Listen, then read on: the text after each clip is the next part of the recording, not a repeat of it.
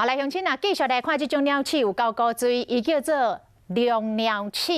原产伫南美洲，即摆是正热门的宠物哦，一只讲要15万。高雄港务警察查到一台要驶离开港区的货车，后行李箱啊，就藏50只这种的龙鸟鼠。若是以一只15万来计算，这50只价值750万。警方来研判，这个嫌犯应该是为中国走私进口，要好好啊来挑一条啊。目前当扩大的追查。身躯圆滚滚，目睭金金，耳仔真大蕊，这种古锥动物真生猛加龙鸟，所以讲俗称龙鸟鼠。真侪人要饲，价钱嘛愈来愈贵。即摆听讲有不少业者走私进口。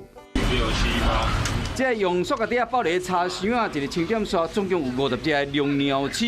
这是高雄港务局警察总队伫一台要离开港口货车顶敲到的。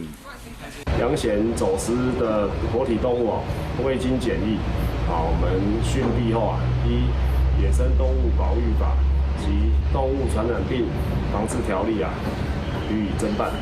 因为龙鸟鼠数量较少，价钱为几万块到几10万不等。若是纯的色水，甚至会使花到50万一只。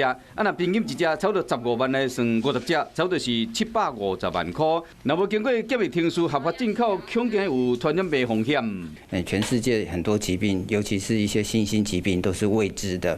那在这些一些走私动物里面，有很多都是有人畜共通的，我们就没有办法去预知它的危险性跟风险。